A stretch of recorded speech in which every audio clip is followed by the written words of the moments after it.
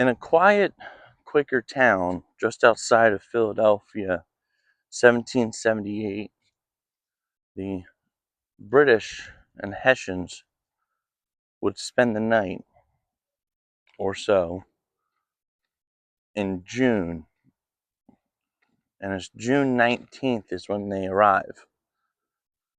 Now, Quakers during the war got a bad rap because they were indifferent to the cause of either side, and in being so, they were always the ones to get pretty much the short end of the stick when it came to hostility. Because if you didn't know if they were good, you didn't know they were bad, so both sides of the war just harassed them and burned their houses down or raided them or pillaged them as well, but with a little bit more oomph, I'd say. And in this town wasn't much of a knowledge that people would have to go through that until the Hessians and British arrived. And where I'm at now is called Moorestown. It's actually my hometown. And right behind me, that I walked past on the sidewalk, is probably one of the only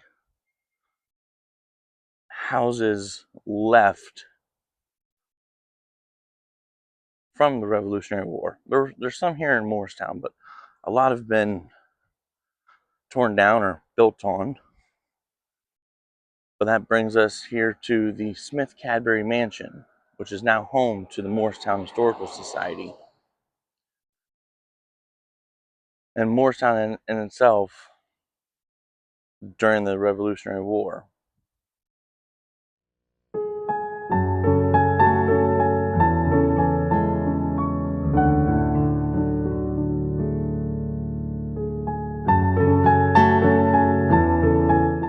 Now, the Smith-Cadbury Mansion has been here long before the Revolutionary War.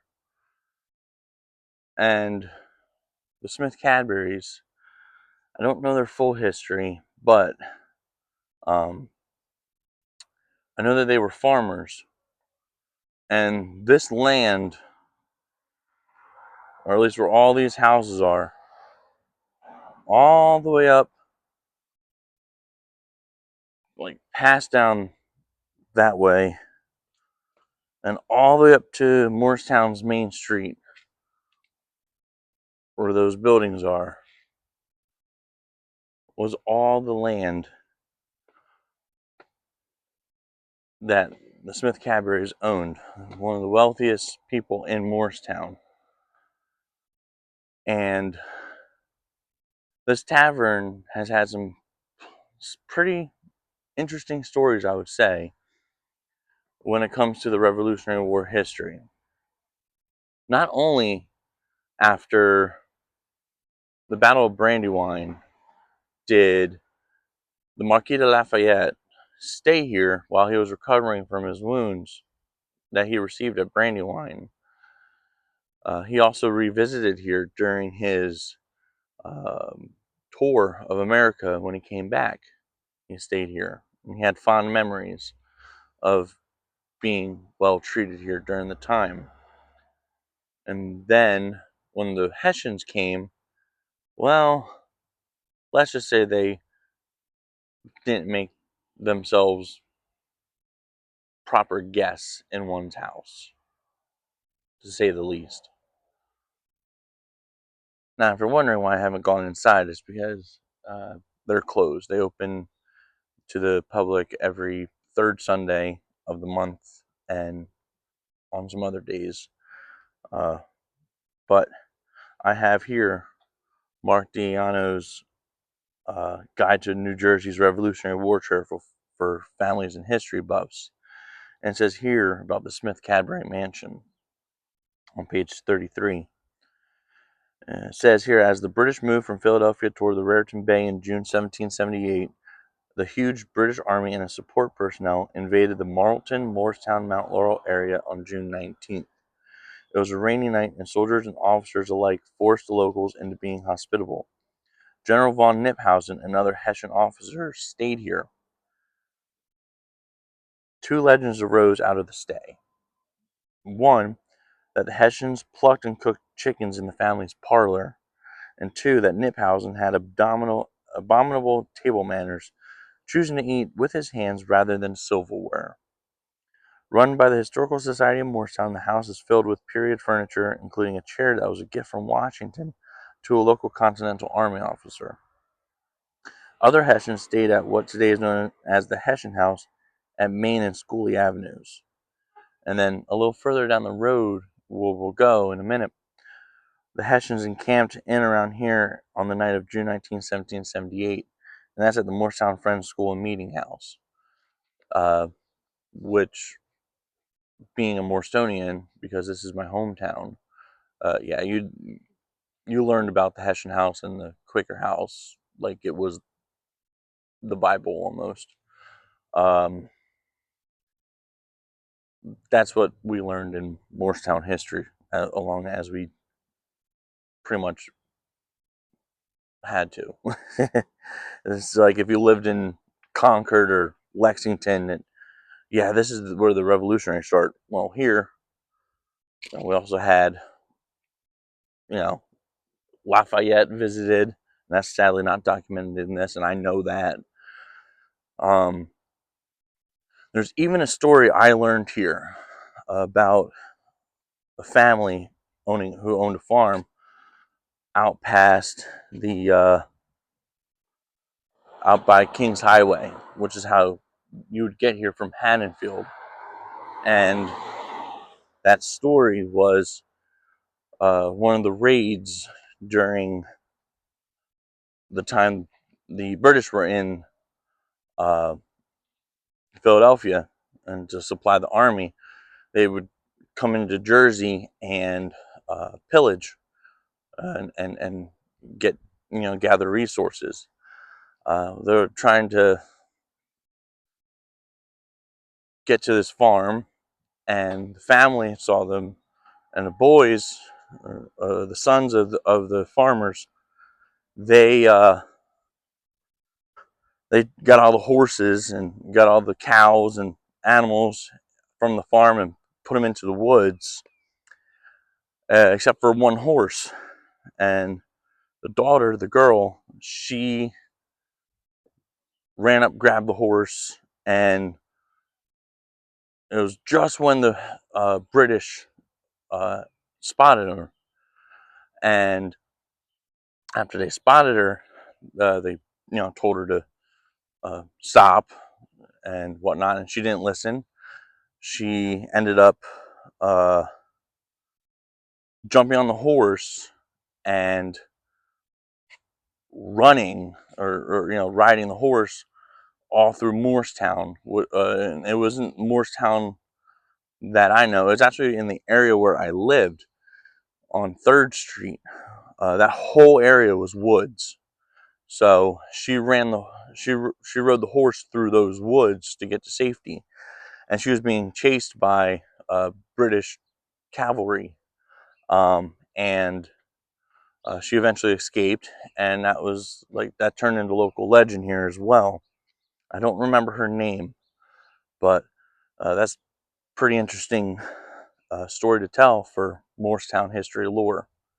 But now we're going to go to the Quaker schoolhouse, or I would say the Friends Schoolhouse, as what we know. You see right here, this is the Moorestown Friends Meeting House that was here during the Revolutionary War. That was built not much earlier than when the war started, but it was on these grounds all along here where the Hessians encamped on June 19th. And some of these buildings are way newer than what they were, you know, in the time of the war. And they've added on. But this was the main meeting house for Quakers, and the Hessians stayed here. Now, I apologize for all the traffic on Main Street, because Main Street is very busy. But this is where we're at on Main Street, where Friends School is there, and then Chester Ave is right over here. But yeah, pretty much the gist of Moorestown. Now, remember there was Moores, there were Stokes, and other names like that that are affiliated with the Revolutionary War, but that was more or less it. The Stokes went on to be very wealthy. The mansion's down that way on Main Street more, and there's actually a hill we would all sled at. But there's also this one tree here. This one right here. Um, Legend has it that George Washington uh, tied his horse up there while he was traveling through Moorestown. When? I don't remember. It escapes me. But this tree right here is a tree that he tied it up at. And there's a house down this way that still stands called the Hessian House. We're going to make our way to that right now. Now, with Moorestown, since it was a Quaker town, it's not going to see any action at all during the Revolutionary War. There's no skirmishes. There are no fighting, no major battles. There are no, any kind of action. Not even a hospital of the sort for battles that are coming at like Monmouth and Princeton and Trenton. But Moorestown has been a central location. It is Moorestown where Washington sent his diversionary force up to get to Mount Holly, Burlington in 1776, and they will pass through here. A lot of parts of the armies will pass through Moorestown. It's just a town along the way, and I haven't walked far because, as you can see, the light's still behind me right here. Well, it's focusing on me, but the light behind me here is not that far, and I'm coming up on the Hessian House right now. You see, here we have the Hessian House, and it was built in 1735. It is still privately owned, which is a reason why we're not in there. Uh, I'm not sure how modern it is on the inside, but the lore behind it is that Hessian stayed in this house, while down the street, as I said, not that far, right there is where the Quaker Meeting House is. And this is one of the few houses that were lined on Moorestown's Main Street.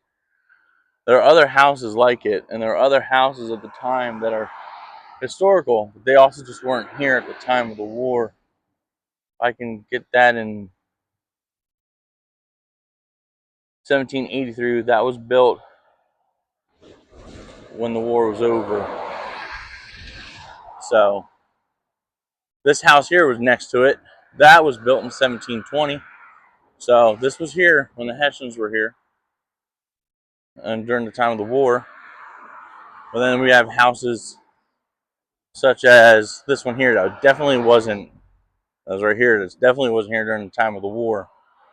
But yeah, and this is Main Street, and it leads to Old Kings Highway. And then this leads you to Monmouth, because this is Marne Highway. It turns into Route 531 or 537. I believe it's 537. And that's where we will go in our next video.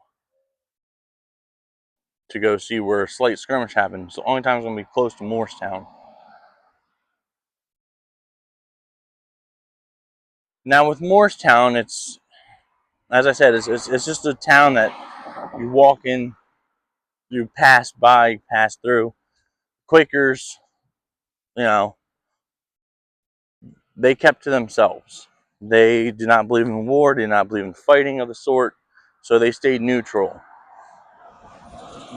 So they stayed out of it while the war was happening. But I believe there are some Revolutionary War veterans who came from Moorestown. There's got to be. Usually there's always somebody who is willing to fight for their country and to lay their life on the line. And we will get to that eventually. And there's also been Moorestown civilians, Moorestown, you know, Moorestonians as they call them, who would go on and serve in the War of 1812 and pretty much every war leading up to even World War II and Vietnam. Heck, my grandfather, who's from Moorestown here, he served in Vietnam. My great grandfather moved to Moorestown, served in World War II, but his, I would say, counterpart uh, lived in Moorestown, and he served in World War II. Oh, that's another one. Site of Cox's Tavern right here. All right, I'll flip it around for us. Moorestown is quite a dry town now, but this was a tavern back in its day. It says here, John Cox bought this tavern in 1745. He was a town clerk from 1748 to 1791. Town meetings were held here until 1812 when the town hall was built. It was the home of the stagecoach line to Camden from 1835 to 1850 and a stop of the Mount Holly stage. It was demolished in 1904. So, yeah. So, I wanted to stop on by here. This is the house that was part of the local legend. It fell into disrepair over the years. But just recently, the Store of Moorestown was able to get a grant or ownership of this. And it's the Cowperthwaite House. Have I hopefully said that right? But the legend that I talked about with the girl getting her horse happened somewhere within this area, because this is King's Highway, and just down that road right there, that takes you to Haddonfield. And then this was all once farmland, and now it's like a shopping center and a bank and intersection and whatnot. But it was here around this house where the girl got the horse, rode down this way down Kings Highway, or even what is now Linola Road right here, and just took off, being chased by British dragoons or just cavalry in general, while they chased her, and headed off into the woods there near what's now like the Perkins house, and what is now like the kind of like not the heart of Moorestown, but into the bit of Moorestown that used to be woods. And the same vicinity was like by my house where I grew up in. So Moorestown's not necessarily known, in my opinion, for preserving a lot of their history, especially for Revolutionary War. But I'm really glad that they preserved this house, especially since it was falling into a lot of disrepair over the years. I'd see it, because my favorite restaurant is actually in that shopping center um, that we used to go to as a family. But uh, the Cowperthwaite House, I'm glad to see it's being preserved. So I wanted to bring you out here to show what exactly I was talking about that with that story with the girl saving her horse from being taken from her family and used as either an artillery horse or whatever they would have used it in the British Army. And yeah, and this is where we have development on. So, but she saved her horse. It became local legend, and now we can look back towards the Revolutionary War with this house. So, but as I was saying, a lot of people from Moorestown served. So it's not far-fetched to say that even someone here fought in the Revolutionary War. And that's something maybe we can dive into as in a future episode. But for now, I just want to show you a little bit of Moorestown and its history. And with that, I hope you enjoyed this video. Please like, comment, subscribe. And I'll see you in the next one. Have a good day.